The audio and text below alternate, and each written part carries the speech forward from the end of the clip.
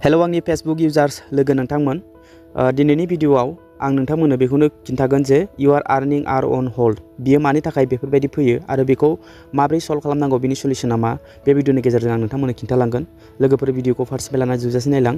गोबां फेसबुक गोदान फेसबुक इउजार्स जायनिखि गोदान प्रफेशनेल डेशबुकखौ अन खालामनानै स्टार इनेबल खालामनानै जेब्ला पेआउट एकाउन्ट जेनेबा सेटआप खालामगोन बे समाव खालामखांनायनि उनावबो बेफोरबायदि प्रब्लेमा सल्व जायो गोबांनावनो बेफोरबायदि प्रब्लेमखौ फेस खालामगासिनो दं गोबां फेसबुक गोदान फेसबुक इउजार्सफ्रा नाथाय जाय बिथांमोना फेसबुकनिफ्राय आर्निं अलरेडि लागासिनो बिथांमोना बेफोरबायदि प्रब्लेम गैया प्रब्लेम जानो हागौ जेब्ला बिथाङा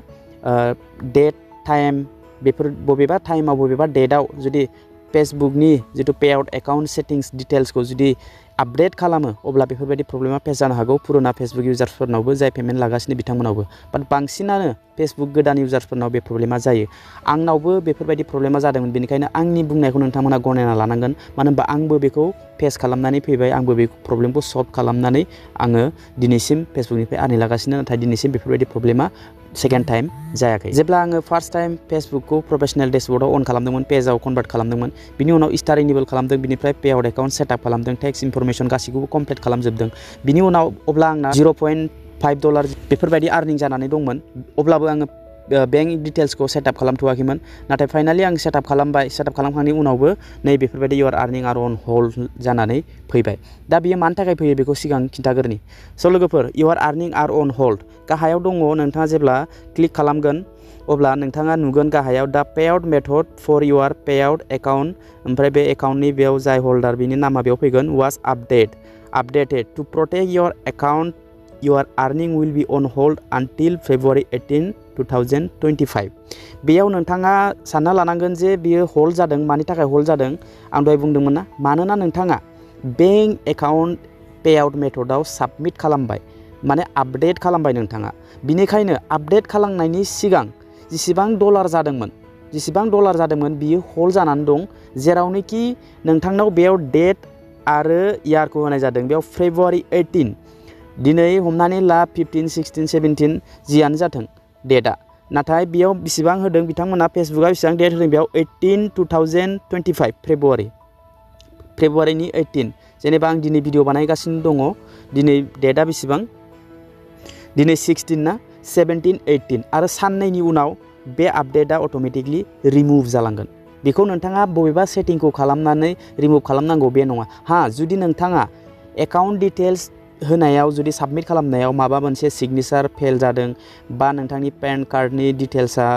रं जादों बा नोंथाङा नोंथांनि बेंक एकाउन्ट डिटेल्सआव माबा मोनसे गड़बड़ खालामदों टेक्स इनफरमेशनावबो गड़बड़ खालामदों नोंथांना क्लियार जायाखै साबमिट जायाखै अब्ला बियो रिमुभ जानाय नङा नाथाय गासिबो अके कमप्लिट खालामजोबदों अब्लाबो बियो बेयाव बेफोरबायदि देखायदों अब्ला बेयाव डेट मथे बेयाव डेट होदों February 18 बिनि उनाव बे अट'मेटिकलि नोंथांनि बेंक एकाउन्टआव बियो जेसेबांखि डलार जाया मानो नोंथांनि बेंक एकाउन्टआव हाबनो थाखाय प्रसेसिं जागोन आरो बिनिफ्राय बियो रिमुभ जालांगोन बेखौ नोंथाङा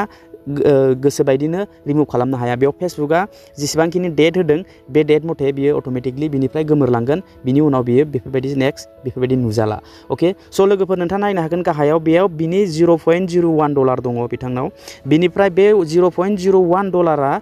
मा समाव जानायमोन नैबेयाव दङ गाहायाव एज अफ 30 सेप्टेम्बर 2024 2024नि 30 सेप्टेम्बरावनो बे आर्निंआ जादोंमोन 0.01 बिनिफ्राय बिथाङा जानो हागौ बे आर्निं जानायनि उनावसो बेंक एकाउन्टखौ साबमिट खालामदों मिथिबाय बुजिबायना लोगोफोर जेब्ला 30 सेप्टेम्बराव $0.01 दंमोन बिनि सिगां बेंक एकाउन्टखौ बिथाङा साबमिट खालामाखैमोनबो जानो हागौ बिनि उनावसो खालामदों बिनिखायनो बै बेंक एकाउन्ट उनाव साबमिट खालामनायनि थाखाय बै डलारा बैयाव फैनो थाखाय प्रसेसिंनि थाखाय बियो सिकिउरनि थाखाय होल्ड खालामनानै दोनदों बा नोंथाङा गावनि बेंक डिटेल्सखौ होआलासिनो गुबुननिखौसो होदोंबो जानो हागौ बेयाव गोबां रिजन थायो बाट बियो जेबो गिदिर प्रब्लेम नङा बेयाव नोंथाङा टेनसन लानाङा बेखौ नोंथाङा माथा मारिनाङा बे जेबो प्रब्लेम नङा बेयाव नोंथांना गिदिर एमाउन्ट डलार $200, $300 बा $1000 बेफोरबायदि थायोमोनब्ला नोंथाङा गोबां टेनसन लानो गोनां जागौमोन मानो होनबा नोंथाङा दा स्टार्टिंसो बिगिनारसो बेफोरखौ टेनसन लानाङा बियो अट'मेटिकलि बियो नोंथांनि प्रब्लेमा जेबो बेयाव माबा गैया बे $0.01 ल'सो होल्ड जानानै दङ बियो फैसाया थांबाबो जेबो नङा नाथाय नेक्स्ट नोंथाङा जेसेबांखिनि आर्निं खालामगोन $10, $20, $50 बेयाव आर्निं आर्स अन होल्ड बेयाव एड जाया बेयाव होल्ड जाया बेयो 0.01 आव होल्ड जाना दंना बेल' होल्ड जानानै दं नाथाय बेबो बे होल्डआ अट'मेटिकलि बेयो इसेबां गिदिर प्रब्लेम नङा बे सल्भ जाखायो अट'मेटिकलि सल्भ जाखायो नोंथांनि बेंक डिटेल्सआ जुदि मोजाङै क्लियारलि साबमिट खालामनानै दोनदोंब्ला आरो जुदि गोबां गिदिर गिदिर एमाउन्टआ जुदि होल्ड जानानै दङ अब्लासो नोंथाङा टेनसन लानांगौमोन नाथाय टेनसन जागौमोन होमबाबो बियो समस्याया नोंथाङा बे एकाउन्टाव हाबफैया बे नङा बेयाव जेसेबांखिनि डेट होदों बे डेट